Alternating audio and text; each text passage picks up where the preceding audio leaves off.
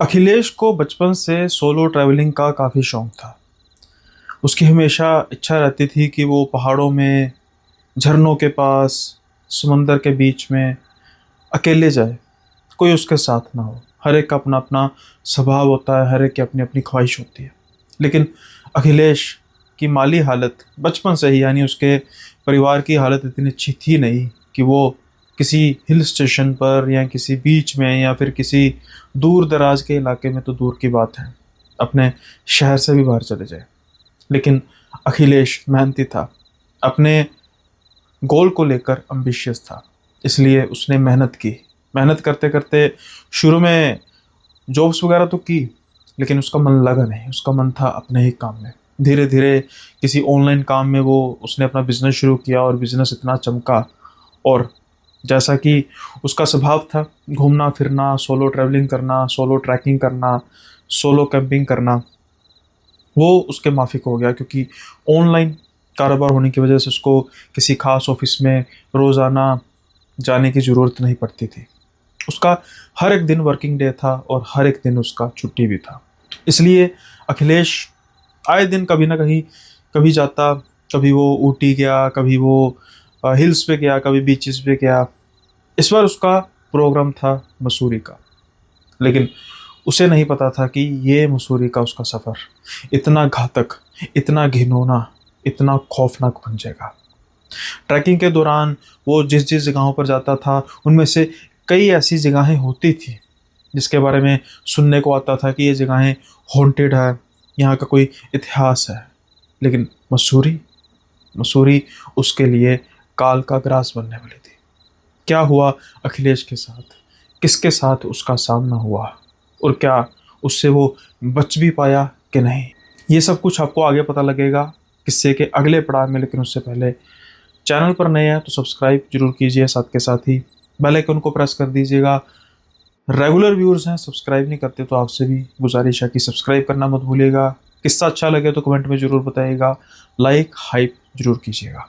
अब हम बढ़ते हैं अखिलेश के किस्से की ओर। ये किससे सामना हुआ अखिलेश का? अखिलेश पहली बार मसूरी आया था, लेकिन मसूरी के पहाड़ों ने, मसूरी के दृश्य ने उसका मन मोह लिया। अब queen of the hills I think Mussoorie को ही कहा जाता है। अगर मैं गलत हूँ तो प्लीज़ करेक्ट कीजिए। मसूरी, जो भी लोग गए हैं, वहाँ का जो पहाड़ी इलाका है उसका नज़ारा ही अलग है। इसलिए कुछ जगहें तो हैं जो अट्रैक्ट करती हैं मसूरी में। लेकिन अखिलेश का जो मकसद था, वो इन पहाड़ों को, दृश्य को देखना नहीं था। यहाँ सुकून के कुछ दिन गुजारना नहीं था। उसका इरादा था इन पहाड़ों के जंगलों में ट्रैकिंग करना, उसमें कैंपिंग करना। अब यही सोच लेकर अखिलेश होटल बुक करता है और उसके बाद गाइड्स वगैरह से, आसपास लोकल लोगों से पूछता है कि ट्रैकिंग के लिए कौन सी जगह ठीक रहेगी, कहाँ पर लोग ज़्यादा जाते हैं और कहाँ पर लोग बहुत कम। और अगर बहुत कम जाते हैं तो उसका कारण क्या है? उसको भूत प्रेतों पर ऐसा कुछ विश्वास नहीं था, लेकिन डर था कि कहीं कोई जानवर, खूंखार जानवर, आदमखोर जानवर से पाला ना पड़ जाए। ऐसे ही ढूंढते ढूंढते उसे एक रास्ते का पता लगा, जो कि जहाँ पर लोग कम या फिर बहुत कम या फिर ना के बराबर जाते हैं। बस उसको ऐसी ही जगह चाहिए थी जहाँ पर ये कुछ समय टाइम स्पेंड कर सके, ट्रैकिंग कर सके। अब ये शुरू कर देता है, टॉर्च वगैरह और कुछ एसेंशियल्स उसके पास होते हैं और ये शुरू कर देता है ट्रैकिंग। देखते ही देखते ये जंगल के अंदर की तरफ जाता जा रहा था। जैसे जैसे जंगल घना होता जा रहा था, सूरज की रोशनी कम होती जा रही थी, अंधकार छाता जा रहा था। आज शायद अखिलेश का साथ मौसम भी नहीं दे रहा था। कुछ समय बाद घने बादल छा जाते हैं और रिमझिम बारिश होनी शुरू हो जाती है। अब जो दिन का समय था, वहाँ पर भी पूरा अंधकार हो चुका था। कुछ समय यूं ही बादल बरसते रहते हैं, लेकिन बारिश खत्म हो जाती है। बादल घने अभी भी छाए हुए थे, जिसकी वजह से लगभग लगभग अंधकार छाया हुआ था। हाँ, इतनी रोशनी थी कि आसपास बिल्कुल पास पास के दृश्य नजर आ सके। जहाँ पर बैठकर अखिलेश वेट कर रहा था कि जब बारिश खत्म होगी या थोड़ा सा अंधकार कम होगा तो मैं फिर से अपने रास्ते पर वापस जाऊंगा, अचानक से उसको बिल्कुल साइड पर कुछ नजर आता है, जिसे देखकर अखिलेश काफ़ी हैरान होता है। क्योंकि जितना जंगल के अंदर अखिलेश आ चुका था, वो उम्मीद नहीं कर रहा था कि कुछ इस तरीके का उसको नजर आएगा। वो देखता है कि कुछ 3 से 4 फीट की एक झोंपड़ी बनी होगी, और बड़ी अजीब से तरीके से, पुराने से तरीके से, ऐसा नहीं किसी ने बस ईंटें रख के बना दी है जस्ट बच्चों जैसे बनाते हैं, बिल्कुल अच्छे तरीके से जैसे पूरा मॉडल होता है।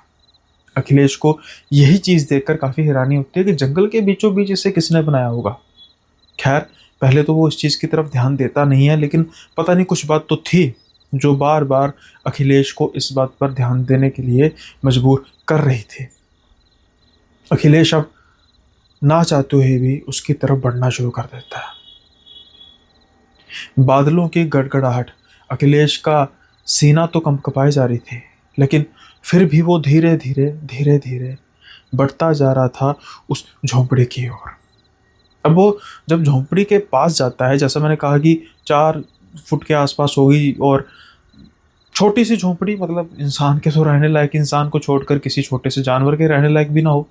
और वो देखता है कि ठीक वैसे ही एक कमरा बना हुआ है, सामने बालकोनी टाइप बनी हुई है, और उस बिल्कुल कमरे के बिल्कुल साइड पे कुछ नजर आया है, कुछ इंसान नुमा। वो बड़े ध्यान से देखता है, उसको लगता है कि शायद कोई ढोल पड़ी हुई है, कोई गुड़िया पड़ी हुई है। अब उसको लगता है कि हो सकता है कि किसी अमीर बाप की औलाद ने बनवाया होगा ये मॉडल, बाद में यहीं पे रख के चले गए हैं, ऐसा ही प्रतीत हो रहा है। अब वो ज़्यादा कुछ सोचता नहीं है, और उस धीरे धीरे उस जो झोंपड़ी है या जो हट बनी थी उसके अंदर अपना हाथ डालता है उस गुड़िया को उठाने के लिए कि देखो तो सही है कौन सी गुड़िया है। लेकिन जैसे ही वो गुड़िया को स्पर्श करता है, उसको ऐसा लगता है कि उसने किसी आर्टिफिशियल चीज़ को स्पर्श नहीं किया, उसने स्पर्श किया है किसी ने, किसी जीती जागती चीज़ को, किसी इंसान को छुआ है। जैसे ही वो उस गुड़िया को छूता है, अचानक से हलचल होती है, और देखता है कि गुड़िया गायब। अब उसको पूरा विश्वास था, उसने अपनी आंखों से देखा था कि वहां पर गुड़िया पड़ी थी, यहाँ तक कि उसने स्पर्श भी किया, स्पर्श भी उसको कोई इंसानी लगा, लेकिन उसके देखते ही देखते गुड़िया कैसे गायब हो गई। अब अखिलेश को डर लग रहा था, उसको ये महसूस हो रहा था कि वो जिस जगह पर खड़ा है वो जगह ठीक नहीं है, उसे यहाँ पर होना नहीं चाहिए। वो टाइम देखता है, टाइम इतना हो चुका था कि शायद 1 आधे घंटे में अंधेरा पड़ना शुरू हो जाता। वैसे भी अंधेरा था, लेकिन वो तो चलो बादलों की वजह से था, यानी रात हो जानी थी। और रात के समय में जानवर भी निकल आते हैं और सहायता मिलने की उम्मीद भी कम होती है। यही सोचकर अब अखिलेश वापस जाने की सोचता है, क्योंकि कम से कम उसको 1 डेढ़ घंटा तो वापस जाते भी लगना था। लेकिन इस बार अखिलेश की स्पीड कुछ ज़्यादा थी। अखिलेश एक इंट्रोवर्ट लड़का, जैसा मैंने कहा, अकेले घूमना पसंद, अकेले रहना पसंद, अकेले ही वो इस जंगल में आया था। लेकिन क्या इस जंगल से वो अकेला जा रहा था? नहीं, नहीं जा रहा था। अब वो जब वापस जंगल से बाहर की तरफ जा रहा था, उसको एहसास होता है कि कोई उसके साथ चल रहा है। जो सूखे हुए पत्ते थे, बारिश की वजह से वो जरूर भीग चुके थे, लेकिन उसके बावजूद ऐसा महसूस हो रहा था कि उसके साथ साथ कोई चल रहा है, जिसकी वजह से पत्तों की तरफ से आवाज़ आ रही है। जैसे ही अखिलेश दाएं देखता, वो आवाज़ बाएं से आने शुरू हो जाती। जैसे ही अखिलेश बाएं देखता, वो आवाज़ पीछे से आने शुरू हो जाती। जैसे ही अखिलेश पीछे देखता, वो आवाज़ पेड़ों की तरफ यानी ऊपर से आनी शुरू हो जाती। ऐसा लग रहा था कि जैसे अखिलेश को चारों ओर से घेरा हुआ है, एक घेरा बनाकर उसके साथ साथ चला जा रहा है। कुछ आवाज़ें जैसे किसी बच्चे की आवाज़ें हैं, कुछ गुर्राने की आवाज़ें, कुछ जानवरों की आवाज़ें, जो तो लाजमी थी आ सकती हैं, लेकिन उसके साथ साथ कुछ इंसानी खौफनाक दिल दहला देने वाली आवाज़ें वो अखिलेश को परेशान कर रही थी। अखिलेश के कदम बहुत तेज चल रहे थे। आज वो इस अकेलेपन से छुटकारा पाना चाहता था। वो चाहता था कि उसे लोग दिखाई दे ताकि उसको तसल्ली हो, और ये उसकी इच्छा कुछ देर में पूरी हो भी जाती है। कुछ देर में जैसे ही वो जंगल के बाहर आता है, जंगल के बिल्कुल पास हाईवे जहाँ से वो एंटर किया था, वो देखता है कि कुछ लोग खड़े थे। बारिश दोबारा से शुरू हो चुके थे और वो सुहावने मौसम का लुत्फ उठा रहे थे। कुछ गाड़ियाँ लगी हुई थी। अब अखिलेश की जान में जान आती है, लेकिन वो अपने आसपास की हलचल अभी भी अखिलेश को परेशान कर रही थी। इसलिए वो ज़्यादा देर वहाँ पर रुकता नहीं है। बावजूद इसके कि वहाँ पर कुछ भीड़ तो थी। अखिलेश अब जाना शुरू कर देता है अपने होटल की तरफ। पैदल ही आया था, पैदल ही जा रहा था। अखिलेश की तबीयत कुछ खराब थी। उसको ऐसे लग रहा था कि उसकी शरीर की एनर्जी उतनी बची नहीं है। हालांकि वो चला काफ़ी था, लेकिन ये तो उसकी रूटीन थी।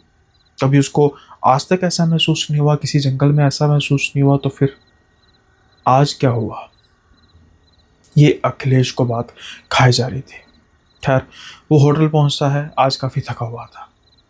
वो अपने कपड़े चेंज करता है और लेट जाता है। रात का समय होता है। रात के समय में अखिलेश को महसूस होता है कि जहाँ पर वो लेटा हुआ है वहाँ पर कुछ रेंग रहा है, उसके आसपास कुछ रेंग रहा है। अखिलेश की आंख खुलती है। जैसे ही उसकी आंख खुलती है, वो क्या देखता है? एक बिल्कुल बड़ा सा काले से रंग का सांप उसके पास से रेंग रहा है। जल्दी से अखिलेश उठता है और देखता है कि वो अपने मुलायम बिस्तरे पर नहीं बल्कि उसी जंगल में है। कैसे? क्योंकि जो घर, जो छोटी सी झोंपड़ी उसको आज शाम को दिखाई दी थी, वही झोंपड़ी उसको दिखाई देती है, लेकिन थोड़ा सा डिफरेंस वो महसूस कर पा रहा था। वो क्या था कि जो झोंपड़ी है वो थोड़ी सी ऊंची, थोड़ी सी बड़ी दिखाई दे रही थी अखिलेश को। अखिलेश अपने कपड़े झाड़ता है। बारिश शुरू हो चुकी थी। अब अभी अखिलेश आगे की तरफ बढ़ता है। जैसे ही वो आगे की तरफ बढ़ता है, शायद कुछ उसके पाँव में लगता है, कुछ पत्थर पड़ा होगा।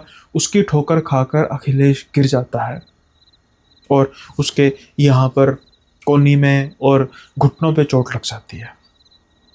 खैर, अखिलेश अपने आप को संभालते हुए उसी झोंपड़ी में जाना चाहता है, क्योंकि वो एक चीज़ देखना चाहता था कि क्या वो गुड़िया अभी भी वहाँ पर है। क्योंकि पहले जो हुआ था वो मेरा भ्रम नहीं था, मति भ्रम नहीं था, वहम नहीं था, लेकिन अब वो आगे जाता है।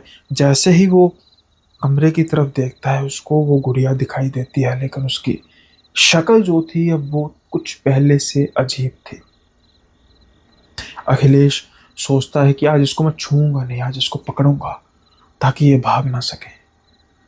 जैसे ही अखिलेश अपना हाथ आगे करता है, उस गुड़िया को पकड़ने लगता है, उसको जैसे स्पर्श करता है, एक ऊंची सी चीख सुनाई देती है। किसी बच्ची की चीख सुनाई देती है और एकदम से फिर गुड़िया गायब। अखिलेश बहुत ज्यादा डर चुका था। ये दूसरी बार हो चुका था कि अखिलेश के देखते देखते एक छोटी सी झोंपड़ी में पड़ी हुई गुड़िया गायब हो चुकी है। अब जैसे ही अखिलेश पीछे की तरफ देखता है तो वातावरण चेंज हो चुका था। जो कुछ उसको आवाज़ें शाम के समय में आ रही थी, कुछ दिखाई तो नहीं दे रहा था, लेकिन अब उसको चमकती हुई आंखें आसपास दिखाई दे रही थी। चमकती हुई आंखें क्या, मानो अखिलेश को अपनी मौत दिखाई दे रही थी। जैसे ही ये अखिलेश देखता है, वो अचानक से पीछे मुड़ता है तो पीछे झोंपड़ी थी ही नहीं। अचानक से अखिलेश की जाग खुलती है। उसका शरीर पसीने से तरबतर हो रहा था और वो इधर उधर देख के सोचता है, शुक्र है ये सपना था। मुझे तो लगा मैं सच में उस जंगल में पहुंच चुका हूँ। शायद आज जो हुआ उसकी वजह से मेरी, अरे यार दर्द क्यों हो रहा है। जैसे ही वो अपनी कोहनी की तरफ देखता है, उसकी कोहनी में खरोंचे साफ नजर आ रही थी, बिल्कुल ताजा खरोंचे। वो अपने घुटने देखता है, घुटनों पर भी वही खरोंचे नजर आ रही थी जो अखिलेश को चोट लगी थी, और उससे भी बढ़कर उसके कपड़े ठीक वहां से फटे हुए थे जहां पर उसको चोटें लगी थी। लेकिन ये कैसे हो सकता है? ये तो सपना था। सपने की चीज, सपने में लगी हुई चोट कैसे सच हो सकती है? क्या सच में अखिलेश उसी जंगल में रात को दोबारा गया और उसे पता नहीं लगा? क्या सच में वो झोंपड़ी अब बड़ी हो चुकी थी? क्या सच में वो गुड़िया, उसने चीख मारी और वो बड़ी हो चुकी थी? अखिलेश को इन सब बातों ने सारी रात सोने नहीं दिया। सुबह होती है। अखिलेश ने कुछ दिन वहां पर रुकना था, लेकिन अब अखिलेश की हिम्मत नहीं थी रुकने की। अखिलेश अपना सामान पैक करता है और वापसी कर लेता है अपने होम टाउन। दिल्ली वापस आकर अब वो इसी सोच में पड़ा था कि क्या ये सपने और सच्चाई में अंतर क्यों नहीं कर पा रहा, क्या सच में वो सपना था। उसको आज पता लगने वाला था, क्योंकि आज दूसरी रात थी। जो चोटें थी वो बड़ी आश्चर्यजनक तौर पर इतनी जल्दी ठीक हो रही थी, जैसे किसी आम इंसान की ठीक होना किसी आम इंसान के बस की बात है ही नहीं। खैर, अखिलेश रात को सोता है। अब वो गहरी निद्रा में सो रहा था, लेकिन उसको ऐसा लगता है कि किसी ने उस पर पानी डाला है। जैसे ही अखिलेश की आंख खुलती है तो वो क्या पाता है कि वो फिर से उसी जंगल में है। उस अंधेरे, उस खौफनाक जंगल में बारिश पड़ रही है। सिर्फ और सिर्फ जब बिजली चमकती है तो उसको अपने आसपास का दृश्य दिखाई देता है, और जब वो बिजली दोबारा चमकती है तो उसको अपने सामने फिर से वो झोंपड़ी दिखाई देती है। लेकिन अब वो झोंपड़ी पहले से बड़ी हो चुकी थी, तकरीबन तकरीबन जितनी अखिलेश की 5.5-6 फीट हाइट थी उसके जितनी, जो कि आज से ठीक 2 दिन पहले 4 फुट के आसपास की थी। 2 दिन में 2 फीट उसकी हाइट बढ़ चुकी थी। अखिलेश को ये महसूस हो रहा था कि वो हो ना हो सपने में है, लेकिन इतना रियलिस्टिक सपना। खैर, अखिलेश सोचता है कि अगर झोंपड़ी है तो गुड़िया भी होगी। अब वो जल्दी से फिर से उस झोंपड़ी की तरफ बढ़ना शुरू कर देता है। आसपास की आवाज़ें उसको डराए तो जा रही थी, लेकिन अब वो ये सोच रहा था कि पक्की बात है वो है सपने में। और जैसे ही वो कमरे की तरफ झांकता है, देखता है तो एक गुड़िया, पहले से बड़ी गुड़िया, और पहले से कुछ खूंखार, पहले से कुछ डरावनी, वहीं बैठी है जहां पर वो पहले बैठी हुई थी। अखिलेश आज फिर मन बनाकर बैठा था कि इसे दबोचेगा, कुछ ना कुछ तो है इस गुड़िया में। लेकिन जैसे ही वो उसको पकड़ने लगता है, स्पर्श होते ही एक ऊंची चीख बजती है और गुड़िया का है। अखिलेश फिर उसके हाथ खाली रह जाते हैं। वो अपने हाथों को जोर से मारता है कि फिर रह गया आज। लेकिन ये तो सपना है। खैर, कोई बात नहीं, हो सकता है वो चीज़, सब कुछ अखिलेश सपने में ही सोच रहा था। अब अखिलेश नोटिस करता है अपने आसपास का वातावरण, जो कि कुछ ज़्यादा ही डरावना, ज़्यादा ही घातक होता जा रहा था। अखिलेश देखता है, अब जब कल उसको सिर्फ आंखें नज़र आ रही थी, आज उसको आंखें नहीं, आज उसको प्रेत नज़र आ रहे थे। वो जब उन प्रेतों को देखता है, डरता है, और जिस तरफ वो देख रहा था उसी तरफ प्रेत थे, सिर्फ एक जगह को छोड़कर, और वो थी वो झोंपड़ी। लेकिन 6 फीट की होने के बावजूद भी उस झोंपड़ी में जा तो सकता नहीं था। अखिलेश जल्दी से उस झोंपड़ी के ऊपर चढ़ता है और छलांग लगा के भागता है, और उसके पीछे अब प्रेतों की पूरी सेना थी। डरावनी आवाज़ें, दर्दनाक आवाज़ें, खौफनाक आवाज़ें उसका पीछा कर रही थी, और अखिलेश अंधेरे में, भरी बारिश में भागता जा रहा था। उसको दिमाग में एक बात तो घूम रही थी कि ये सपना है, मुझे कुछ नहीं होगा। इसलिए जब वो भागते भागते आगे देखता है कि आगे कुछ खाई है, अगर वो छलांग मार देगा तो मर देगा, लेकिन उसको इससे क्या, ये तो सपना है। वो छलांग मारता है और एक कीचड़ से भरे तालाब में गिरता है। धीरे धीरे धीरे धीरे उस तालाब में वो दफन होने लग पड़ता है। जैसे ही उसके तालाब का जो गार थी इस नाक तक आती है, अचानक से अखिलेश की जाग खुल जाती है, और जैसे ही उसकी जाग खुलती है तो वो गहरी सांस लेता है कि शुक्र है ये फिर से एक सपना ही था। लेकिन अखिलेश को थकावट पूरी वैसे ही महसूस हो रही थी। उसको ऐसे महसूस हो रहा था कि वो बहुत भागा है, बहुत तेज भागा है, वो थका हुआ है। इसलिए वो जैसे ही अपना कंबल पीछे करता है, उसका सारा बदन गार से भरा हुआ था। अब अखिलेश ये सोच रहा था कि क्या सच में ये सपना था या मैं वहां सो कर आऊं। लेकिन दिल्ली और मसूरी में इतना फर्क मैं कैसे जा सकता हूँ। नहीं, ये सपना था, ये हो ही नहीं सकता। लेकिन ये मैं गार से कैसे भरा हूं, ऐसा कैसे हो सकता है। यह सब सवाल अखिलेश को खाए जा रहे थे। अखिलेश उठता है, नहाता है, उसके बाद अखिलेश को नींद नहीं आ रही थी। सारा दिन अखिलेश परेशान रहता है। अगली रात फिर वही सब कुछ होता है। वो झोंपड़ी पहले से भी बड़ी थी, वो गुड़िया पहले से भी बड़ी थी। आज अखिलेश उसको छूता नहीं। वो सोचता है कि बिना छू के देखता हूँ क्या होगा। जैसे ही वो उस झोंपड़ी के पास जाता है और इर्द गिर्द देखता है कि वही प्रेत उसको पीछा करने लगे हैं, वो झोंपड़ी के पास जाता है, कोई हाथ उसको पकड़ता है, उसकी बाजू को पकड़ के झोंपड़ी के अंदर लेके जाने की कोशिश करता है, लेकिन जैसे तैसे अखिलेश अपने आप को छुड़ाता है और भागता है। आज कुछ नाखूनों के निशान थे उसके शरीर पर। जहां से उसको पकड़ा गया था वहां पर बिल्कुल जले के निशान थे। अखिलेश की जिंदगी अब नर्क बन चुकी थी। पिछली 3-4 रातों ने उसने जो सपने में देखा, जो भुगता, उसके बाद तो अखिलेश परेशान हो चुका था। वो अपने दोस्तों से बात करता है।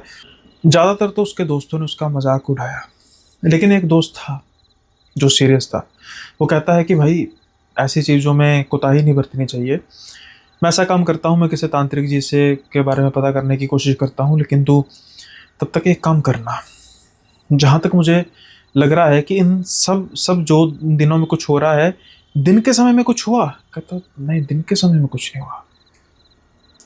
यही बात है, यानी कि जो कुछ भी हो रहा है जब तू सोता है, सपने आते हैं तब होता है। तो सोना मत। अब अखिलेश कहता है कि भाई सोऊंगा नहीं तो क्या करूंगा, मर जाऊंगा। उसका दोस्त कहता है कि वैसे भी तो तू मर ही रहा है, कॉफी पी, जो मर्जी कर, सो मत। खैर अखिलेश उसकी बात भी मानता है कि समझता ठीक है कि यार ये भी बात तो ठीक कर ही रहा है। वैसे जो कुछ हो रहा है मेरे सपने में हो रहा है, इसलिए वो कोशिश करता है सोने की, ना सोने की। तब तक उसका दोस्त उसके तांत्रिक वगैरह को किसी ढूंढता है, किसी सिद्ध पहुंचे हुए तांत्रिक को। अब अखिलेश की हालत और बदतर हो चुकी थी। वो इस मुहाने पर पहुंच चुका था कि अगर वो सोता है तो सपने में वही खूनी गुड़िया, या यूँ कहें कि खूनी छोटी चुड़ैल, या फिर वो खूनी घर, खूनी प्रेत उसका पीछा नहीं छोड़ेंगे। और अगर वो जागता रहता है तो नींद न आने के कारण उसकी हालत बुरी हो गई थी। अखिलेश की फ्रस्ट्रेशन दिन ब दिन बढ़ती जा रही थी। अब नींद न आने की वजह से उसको बहुत ज़्यादा दिक्कत हो रही थी। कभी कभी वो सोचता था कि मैं सो ही जाता हूँ, सपने में ज़्यादा से ज़्यादा मेरी मौत हो जाएगी, लेकिन मैं असल में तो नहीं मरूंगा। लेकिन जो उसके साथ सपने में होता था, अगर वो गिरता था उसको चोट लगती थी, अगर वो किसी गंदगी में गिरता था वही गंदगी उसके बेड पर, बिस्तर पर, उस पर होती थी। ये सोचने के बाद कि अगर वो सच में सपने में मरता है तो अगर बाद में उठे ही ना। और वो झोंपड़ी जो हर सपने में बड़ी होती जा रही है, और वो चुड़ैल गुड़िया जो हर सपने में बड़ी होती जा रही है, इस बार तो उसने मुझे अंदर खींचने की कोशिश की, क्योंकि झोंपड़ी बड़ी हो चुकी थी। ये सब क्या है? अब अखिलेश की हालत ये हो चुकी थी कि बस खुली आंखों से भी उसकी आंखें बंद होने लग पड़ती थी नींद की वजह से। उसने अलार्म लगा के रखा हुआ था 5-5 मिनट का, ताकि हर 5 मिनट में अलार्म बजता रहे, और अगर कहीं गलती से भी उसकी नींद लगने लगे तो फिर से अलार्म बजते ही उसकी नींद टूट जाए। बीच बीच में कई बार ऐसा होता भी है कि आंख लगने लगती है, फिर से वही विजुअल आने शुरू होते हैं, जैसे अलार्म बजता है वो फिर से जाग उठता है। लेकिन फिर उसे फ़ोन आता है 3 दिन बाद उसके दोस्त का, कि एक बड़े सिद्ध पुरुष से मुलाकात हुई है, और जो उनसे मैंने बात करके सारी तेरी बात की, वो कह रहे हैं कि जो भी ये मसला है ये कोई साधारण मसला नहीं है, वो जाल में फंस चुका है छोटी चुड़ैल के। हमें तो भाई पता नहीं है छोटी चुड़ैल है। अखिलेश कहता है मैं कुछ नहीं सुनने के मूड में हूँ भाई, मैं मर जाऊंगा, अगर मैं सोया नहीं तो मर जाऊंगा। 3 दिन हो चुके हैं, उनको जो पैसे लेने हैं, जो उन्होंने लेना है, जल्दी से उनको ले आ, बस उनको बस ले आ, और इससे ज़्यादा कुछ नहीं। खैर उनका दोस्त अगले कुछ समय में उनको लेकर आता है। जैसे ही वो लेकर आता है, वो उस इंसान को देखते हैं, उस आदमी को देखते हैं, सच में अखिलेश को ऐसा फील होता है कि कुछ ना कुछ तो खास है इस आदमी में, कुछ ना कुछ खास है इस तांत्रिक में, कोई नॉर्मल या कुछ वैसा ही ठग नहीं है, ये कुछ ना कुछ तो है। और जब तांत्रिक कहते हैं कि ठीक है मैं साधना शुरू करता हूँ, तुम बैठो, नहीं नहीं तुम बैठो मत, तुम लेट जाओ, तुम अपनी नींद पूरी करो बच्चा। अब अखिलेश हंस के कहता है कि नींद पूरी करनी होती बाबा तो मैंने 3 दिन पहले कर लेनी थी, 3 दिन हो चले मैं सोया नहीं हूँ, क्योंकि मुझे पता है कि जैसे ही मैं सोया मैं क्या। वो बाबा हंस के कहते हैं कि सही बोल रहे हो, लेकिन जब इस बार तुम सोओगे, जब तुम उस जंगल में दोबारा उठोगे, तो तुम्हें साथ में कोई और भी मिलेगा। अखिलेश विश्वास ही कर सकता था, इससे ज़्यादा वो कुछ नहीं कर सकता था। जितनी उसको नींद आई हुई थी, बस वो तो शायद किसी के इशारे का इंतज़ार कर रहा था कि कोई उसे तसल्ली दे, कोई उसे दिलासा दे कि वो सो सकता है, और वो सो जाएगा। ऐसा ही हुआ भी। बस लेटते ही अखिलेश को नींद आ जाती है, और कुछ समय बाद वो अपने आप को पाता है उसी जंगल में, तूफानी, अंधेरी, खौफनाक रात। जैसे ही वो उठता है, अब वो देखता है कि वो एक छोटी सी झोंपड़ी नहीं, बल्कि एक बहुत बड़ी झोंपड़ी, बहुत बड़ी हट बनी हुई है, जहाँ पर कोई इंसान, एक नहीं दो नहीं, कितने इंसान आसानी से अंदर जा सकते हैं।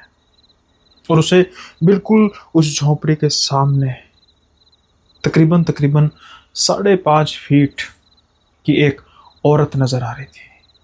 अब वो गुड़िया नहीं थी। जैसे जैसे बिजली चमकती थी, उस चमक से जैसे ही उसके चेहरे पर वो चमक पड़ती थी तो उसको नजर आती थी उसकी भयानक शक्ल।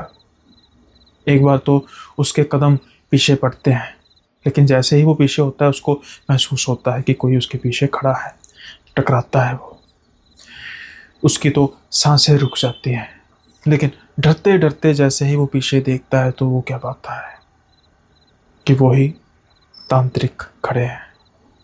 वो कह रहे हैं कि अब मैं भी तेरे साथ हूँ, डरने की कोई बात नहीं है, चल चलते हैं इसकी झोंपड़ी में। जैसे ही ये बात करते हैं तांत्रिक, अखिलेश उनके साथ चलने लग पड़ता है। जैसे ही वो झोंपड़ी के अंदर कदम रखते हैं, वो छोटी चुड़ैल एक इतनी खौफनाक चीख मारती है, मानो जैसे एक समय के लिए तो तांत्रिक का भी दिल दहल जाता है। वो बड़ी ही डरावनी आवाज में कहती है, तू नहीं, सिर्फ ये आएगा, इसने मुझे छुआ है, अब यही इस घर में हमेशा के लिए रहेगा कैद होकर। लेकिन तांत्रिक जी कुछ मंत्र पढ़ते हैं, और वही मंत्र पढ़ते पढ़ते अंदर आके बैठ जाते हैं। मुझे वो साधना की मुद्रा में बैठने के लिए कहते हैं, खुद भी साधना की मुद्रा में बैठ जाते हैं। अब जब मैं आंखें बंद करता हूँ, आस पास खूंखार आवाज़ें आती हैं, जैसे कोई तांत्रिक पर हमला कर रहा है। लेकिन उन्होंने मुझे साफ तौर पर कहा था कि किसी भी हालत में आंख नहीं खोलनी। मैंने वैसा किया, लेकिन मुझे भरमाने की काफ़ी कोशिश की गई। मुझे ऐसा लग रहा था कि मेरे आसपास कोई मेरा मांस नोचे जा रहा है, कोई मेरे कानों में आकर कह रहा है कि आंखें ना खोली तो तेरा सर धड़ से अलग कर देंगे। लेकिन मैं आंखें बंद किए रखा। कुछ समय बाद जब मेरी आंख खुलती है तो मैं देखता हूँ कि मैं तो अपने घर में हूँ। तांत्रिक जी सामने बैठे साधना की मुद्रा में है, और मैं तो लेटा था, मैं तो सो गया था, लेकिन और मैं तो उस जंगल में था। जब वो तो माना सपना, लेकिन मैं तो यहाँ पर लेटा हुआ था, मैं कैसे साधना की मुद्रा में आया। वो अपने दोस्त की तरफ बड़े हैरानी से देख रहे थे। उससे कहीं ज्यादा हैरानी से उनका दोस्त भी अखिलेश की तरफ देख रहा था। खैर कुछ समय बाद तांत्रिक की आँख खुलती है। वो कहते हैं कि थोड़ा सा कष्ट तुम्हें और उठाना पड़ेगा, कम से कम 3 दिन नहीं सोना, जैसे मर्जी करके। मैं तुम्हें कुछ उपाय बताऊंगा, कुछ तुम्हें खाने के लिए भी दूंगा। अगर तुम वो खाओगे तो तुम्हारी जो सोने की यानी कि जागने की शक्ति है वो बरकरार रहेगी। लेकिन अखिलेश पूछते हैं कि बाबा जी बताइए तो सही, ये सब कुछ हुआ क्या। तो फिर बाबा जी बताते हैं कि दरअसल जो तू गया था वहाँ पे जंगलों में, जो झोंपड़ी दिखी थी वो किसी को आमतौर पर दिखती नहीं है, किसी बहुत ही रेयर किसी पर्सन को दिखती है, और जिसको दिख जाए उसको उस झोंपड़ी के अंदर नहीं झांकना चाहिए। और गलती से अगर झांक भी दे तो उसको उसके अंदर पड़ी उस छोटी चुड़ैल को हाथ नहीं लगाना चाहिए। और अगर हाथ लगाया तो वो उसे उसी झोंपड़ी में अंदर हमेशा के लिए कैद कर लेती है। अब जब तूने वो गलती की, उसके बाद तूने नोटिस किया होगा कि हर सपने में वो झोंपड़ी बड़ी होती जा रही है। और आज के इस सपने में इतनी बड़ी झोंपड़ी हो चुकी थी कि वो तुझे कैद कर सकती थी। अगर मैं ना होता तो उसने तुझे कैद कर लेना था, लेकिन मैंने साधना करके किसी न किसी तरीके से उस तिलिस्म को तोड़ा है। अभी भी खतरा कम नहीं हुआ है, कम हुआ है कह सकते हैं, खत्म नहीं हुआ है, क्योंकि अगले 3 दिन मैं उस झोंपड़ी को फिर से उतना छोटा करने की कोशिश करूंगा। साधना के बल पे यहीं रहूंगा। और जब वो झोंपड़ी छोटी हो जाएगी तो तब तू सो सकता है, क्योंकि इस बीच अगर तू सोया तो फिर से वो झोंपड़ी बड़ी होनी शुरू हो जाएगी और तू फिर कैद हो जाएगा। तेरा जागते रहना बहुत ज़रूरी है। अगर तू सोया तो दिक्कत होगी। इसलिए मैं भी यहीं रहूँगा, तू भी यहीं बैठेगा, कहीं बाहर नहीं जाएगा, ज़्यादा नहीं खाएगा, ज़्यादा नहीं पिएगा, और भोले बाबा का सिमरन करता रहेगा, हनुमान चालीसा पढ़ता रहेगा, ताकि तुझे नींद भी ना आए। और जैसे ही 3 दिन ख़त्म होंगे मैं तुझे बता दूंगा कि अब खतरा ख़त्म हो चुका है। खैर, अब मरता क्या ना करता। जहाँ अखिलेश पहले 3 दिन 4 दिन सोया नहीं था, और उसकी जो कुछ समय के लिए वो सोया था उसकी उससे वो तो कुछ हद तक फ्रेश हो चुका था। जैसे जैसे वो 3-4 दिन निकाल लेता है और उसके बाद बाबा कहता है कि तू आराम से सो। हो सकता है कि बीच बीच में तुझे सपने आए, लेकिन अब उन सपनों का कोई मायने नहीं, वो सिर्फ सपने हैं, बल्कि ना कि हकीकत। खैर, उस तांत्रिक ने फीस तो अच्छी खासी ली, लेकिन समस्या का हल तो कर दिया। एक बहुत ही जटिल समस्या, सपनों में ही मौत। अजीब, बेहद अजीब। खैर, ऐसे ही अजीब किस्से तो इस चैनल पर सुनने को मिलते हैं। अब अखिलेश को बीच बीच में कुछ कुछ सपने आते हैं, लेकिन उन सपनों में सिर्फ, जैसा मैंने कहा, कि वो सपनों की हद तक ही रह जाते हैं। हकीकत जब वो उठता है उसके सामने होती है। खैर, उम्मीद करता हूँ कि ये किस्सा आपको पसंद आया होगा। पसंद आया है तो लाइक, शेयर, सब्सक्राइब करना मत भूलिएगा। साथ के साथ बेल आइकन को जरूर प्रेस कीजिएगा, ताकि आपको आने वाले वीडियोस के नोटिफिकेशन मिल सके। अब हम बढ़ते हैं अगले किस्से की ओर। दूसरा किस्सा भी कुछ इससे मिलता जुलता ही है। जब सपने और हकीकत में अंतर स्पष्ट ना हो तो इंसान मौत से भी ज़्यादा बदतर उसकी ज़िंदगी हो जाती है। यही हुआ राम सिंह के साथ। राम सिंह की उम्र 55 बरस के आसपास है। पेशे से वो ट्रक ड्राइवर है। आज तक कोई ऐसी बड़ी घटना नहीं हुई जिसमें वो कहें कि उनके साथ कुछ ऐसी पैरानॉर्मल कोई बड़ी एक्टिविटी हुई है। वो कहते हैं कि हाँ ठीक है, कभी कभी हमें सड़क में कुछ ऐसी चीज़ें दिखाई दे जाती हैं जिस पर ये विश्वास करना मुश्किल होता है कि ये इंसान है या नहीं। कई बार उन्होंने ऐसे भी इंसानों को देखा है जो सड़क पर जानवर की तरह बैठे हुए हैं। जब उनके पास से गुजरते हैं तो वो जानवरों की तरह पीछे पड़ते हुए दिखाई देते हैं, रेयर मिरर है। लेकिन इसके अलावा छुटपुट घटनाएं कुछ ज़्यादा नहीं। इस बार कुछ अलग होने वाला था। राम सिंह के जो क्लीनर थे, अब वो माल लोड कर रहे थे। बेसिकली इन्होंने अजमेर से सूरत जाना था और माल लोड तकरीबन तकरीबन हो चुका था। इनके क्लीनर को अचानक से फ़ोन आता है। जैसे ही उनका क्लीनर फ़ोन सुनता है और वो ऊँची ऊँची रोने लग पड़ता है। राम सिंह कहते हैं कि सब खैर है, कुछ क्या हो गया, रो क्यों रहा है? इनका क्लीनर कहता है कि माता जी नहीं रही। खैर, राम जी को भी दुख लगता है काफ़ी। कहते हैं भाई तू ऐसा कर, जल्दी से निकल अपने गांव की ओर। तो कहते हैं सामान, कहते हैं भाई सामान थोड़ा देखेंगे, तू निकलना, तू सारी कर, फिर मैं सामान अब लोड हो चुका है तो मैं छोड़ कर आता हूँ, तो फिर आके अफसोस करने आऊँगा। खैर, अब और कोई मौके पर ऐसा कुछ क्लीनर था नहीं जो उनके साथ जाए। सफ़र भी लंबा था, लेकिन अब क्या किया जा सकता था। खैर, राम सिंह जी जाते हैं, सूरत में जाके माल अनलोड करते हैं और वापसी का रुख करने लगते हैं। लेकिन जब वो इस बार वापस आने लग रहे थे ना, उनका अजीब सा, मतलब उनका जैसे घुटन सी महसूस होती है ना किसी चीज़ को लेकर, वैसे हो रही थी। इनको भी महसूस होता है कि कुछ अच्छा नहीं है। फिर ये सोचते हैं कि भाई डेथ होगी उसकी माँ की, उसकी वजह से शायद मुझे अच्छा नहीं लग रहा। अब तो जल्दबाजी में मैंने नोट नहीं किया, अब मैं अपने काम से फ्री हो चुका हूँ, तो अब मैं इस चीज़ के बारे में सोच रहा हूँ। यही चीज़ सोचते सोचते अब ये ट्रक चला रहे थे, और एक जगह ये ढाबे पर रुक कर खाना वगैरह खाते हैं, और जब उठने लगते हैं तो उनको ये महसूस होता है कि ये कुछ इनका जो शरीर है वो भारा भारा है, मतलब भारीपन महसूस हो रहा है, और बुखार टाइप हो रहा है कुछ। लेकिन अब ये सोच रहे थे कि नहीं यार, मैं जल्दी वापस जाऊंगा और बाद में अफसोस करने जाना है। खैर, अब ये ट्रक चलाना शुरू कर देते हैं। और अब कई बार होता है ना कि एक इंसान एक सोच में होता है, और सोच में कोई चीज़ ड्राइव कर रहा होता है, और कई बार रास्ता इधर से उधर हो जाए, कुछ इस तरीके का हो जाता है कि ये हाईवे से थोड़ी सी साइड पे सड़क ले लेते हैं, और ये आगे आगे चलते जा रहे थे। जब ये आगे चलते हैं, काफ़ी आगे तक जा जाते चल जाते हैं, फिर इनको एकदम से महसूस होता है कि यार मैं रास्ता शायद गलत आ गया हूँ। क्योंकि जब मैं गया था तो तब तो तकरीबन तकरीबन सारा हाईवे था, ऐसा रास्ता आया था कब मुझे याद नहीं है। अब ये सोचते हैं कि भाई पता नहीं कितनी आगे आ गया हूँ भाई, तबीयत मेरी ठीक नहीं है, मुझे रेस्ट करनी चाहिए। लेकिन जैसा ये रास्ता था, उसमें रेस्ट करने वाला कुछ ऐसा रिस्क लिया नहीं जा सकता था। अब ये सोचते हैं कि मैं आगे जाऊँ, क्या पता कहाँ से निकलेगी सड़क, तो फिर ऐसा करता हूँ पीछे दोबारा चले जाता हूँ। खैर, ये ट्रक को मोड़ते हैं और अब वो उसी रास्ते पर चलने लग पड़ते हैं, जो जाहिर है भाई दोबारा उसी रास्ते पर जाएंगे तो ठीक जगह पे तो पहुंच ही जाएंगे। इनको कुछ दूरी पर एक औरत खड़ी दिखाई देती है। ट्रक ये धीरे चला रहे थे, इनसे ट्रक तेज चलाया नहीं जा रहा था।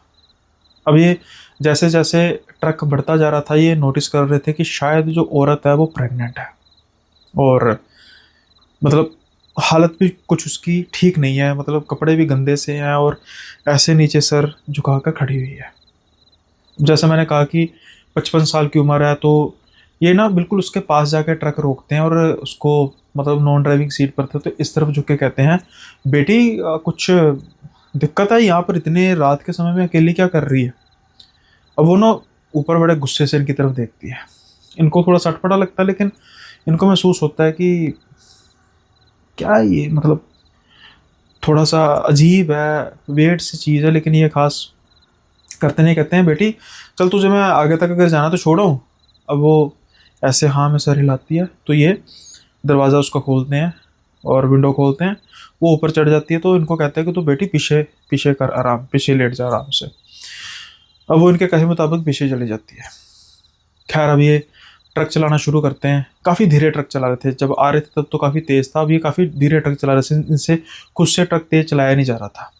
अब ये पूछते हैं कि बेटी वो तू ऐसे अकेली है, तो तेरा पति कहाँ पे है। तो वो कहती है बड़े गंभीर स्वर में, रूखी सी आवाज़ में कहती है, मर गया। तो ये कहते हैं, ओह ठीक है। इनको महसूस होता है कि ये कुछ ज़्यादा बात कर नहीं रही, तो इसलिए ये ज़्यादा कुछ उससे बात नहीं करते। हाँ, कुछ समय बाद ये पूछते हैं कि कितना महीना चल रहा है बेटी।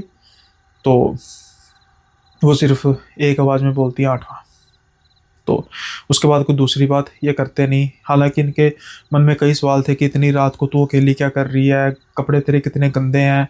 इनको लग रहा था कि शायद जैसे पति मर गया होगा, ससुराल वालों ने निकाल दिया होगा। होती है गाँव कई जगह पे ऐसे होते हैं लोग।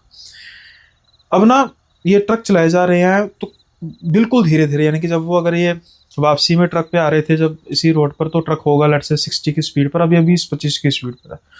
तो कुछ आधा घंटा चलाने के बाद ना अचानक इनको ना ऐसा, जब ये पैर उठाते हैं ना, जैसे क्लच दबाने के लिए पैर उठाते हैं, इनको ना कुछ चिपचिपा जैसा लगता है कि कुछ चिपचिपा सा है यार, पता नहीं क्या है। अब ये लाइट जलाते हैं और नीचे की तरफ देखते हैं, तो जब रोकते हैं ट्रक ट्रक को रोकते हैं, और जब ऊपर देखते हैं तो खून। अरे ये खून कहाँ से आ गया। ये सारा देखते हैं, सारा जो इनका एरिया था नीचे का वो खून से ही भरा था। ये जल्दी से पीछे की तरफ देखते हैं, पीछे कोई नहीं था। ये देखते हैं कि कहाँ गई ये, अरे कहाँ गई बेटी। इस तरफ देखते हैं, कोई है नहीं। दूसरी तरफ साइड मिरर में देखते हैं तो इनको वो नजर आती है। वो ऐसे घुटनों के बल बैठी हुई थी, सर झुका के। इनको लगता है कि ये क्या हो गया। अब ये देख रहे हैं कि ब्लड ट्रेल बने हैं, जैसे खून की बूंदें हैं नीचे की तरफ जा रही है। अब इनको कुछ अनहोनी का एहसास हो रहा था कि कुछ कुछ घटना, कुछ मतलब बच्चे को नुकसान तो नहीं कुछ हो गया। ये जल्दी से ट्रक से उतरते हैं, लोग लगाते हैं और जब उसके बिल्कुल सामने खड़े देखते हैं तो वो क्या देखती है, उसके हाथ में ना एक नुकीला पत्थर था और उसने अपना सर झुकाया हुआ था। अब वो देखते देखते, इससे पहले कुछ कर पाते, वो अपने पेट में काफी तेज तेज पत्थर मारना शुरू करती है और इनकी देख के चीख निकल जाती है, अरे क्या क्या कर रही है, क्या कर रही है। ये उसके पास जाते हैं, पत्थर छोड़ती है, इनका गला पकड़ती है और गला पकड़ के जैसे ही उठती है, अब वो लेडी थी ही नहीं, क्योंकि जब वो उठती है तो ये कहते हैं कि ये तो एक बच्चे की तरह झूल रहे थे। कम से कम 10 फीट की तो हाइट होगी। अब ये देखते हैं कि उसके पेट के पास से खून ही बह जा रहा था, शायद जो उनके ट्रक में था। और अब वो इनकी तरफ देख के कह रही थी, मेरे पति को मार दिया, बच्चे को भी मारोगे क्या? लेकिन मैं ऐसा नहीं होने दूंगी, मैं तुम्हें मार दूंगी। ये तो कह रहे थे कि भाई, मैं मतलब सोच रहे थे कि मैं तो मदद कर रहा हूँ। अब अचानक से ये अपनी पूरी जान लगाते हैं, हाथ छोड़ते हैं और खेतों की तरफ भागते हैं। ये भागते जा रहे थे, भागते जा रहे थे, इनको पीछे किसी के भागने की आवाज़ आ रही थी, लेकिन ये हिम्मत नहीं हारते, जितनी तेज़ी से हो सकता है भागते जाते हैं। और बिल्कुल आगे जाके कोई खेत होते हैं और खेतों में एक पेड़ होता है, बस वहाँ पर जाकर इनकी हिम्मत जवाब दे जाती है और ये वहाँ पर पेड़ के पास जाके लेट जाते हैं। उसके बाद क्या हुआ इनको कुछ नहीं पता। सुबह का टाइम होता है, अचानक से लोग, हॉर्न की आवाज़ आ रही होती है, लोग हिला रहे होते हैं, अरे क्या हुआ, बीच में ट्रक खड़ा कर दिया है। वो जैसे ही उठते हैं तो ये देखते हैं कि ये तो ट्रक में है। तो फिर जो लोग थे आसपास वो कहते हैं, अरे क्या भाई, पी है, रात को बीच में ट्रक खड़ा करके सो गए हो। ये देखते हैं कि ट्रक बिल्कुल सड़क के बीच में लगा था, ट्रैफिक लगी हुई थी। ये जल्दी से ट्रक स्टार्ट करके साइड पे लेते हैं। अब ये सोच रहे थे कि क्या कल सच में जो हुआ मेरे साथ वो असलियत थी या सपना था। बुखार होने की वजह से कहीं मैं मति भ्रम में तो नहीं चला गया। लेकिन अब दो चीज़ें हैं जिस बात की चीज़ पुख्ता करती है। जब ये नीचे देखते हैं, साइड पे देखते हैं, तो खून के निशान वैसे ही थे, साथ में उसके गले पर जख्म के निशान थे जब उस प्रेतनी ने इनको पकड़ा था।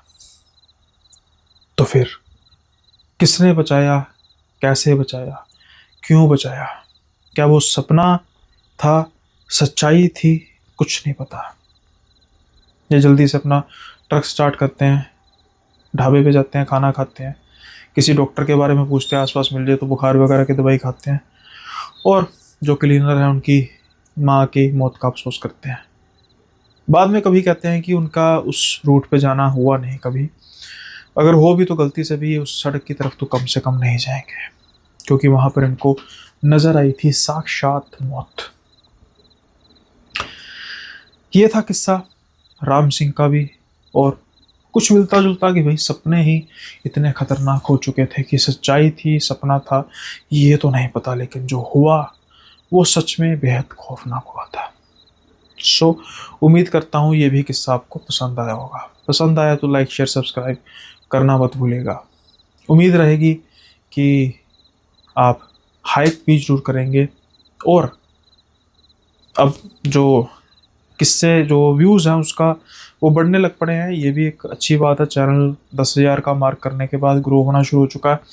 कम्युनिटी में एक दो भाइयों ने कहा था कि भाई आपने तो कहा था कि 10,000 पे संडे पे लाइव करेंगे, लेकिन किसी ने अभी तक रिस्पॉन्स ही नहीं किया। तो भाई फिर आपके रिस्पॉन्स पर ही है, रिस्पॉन्स करेंगे तो लाइव करेंगे।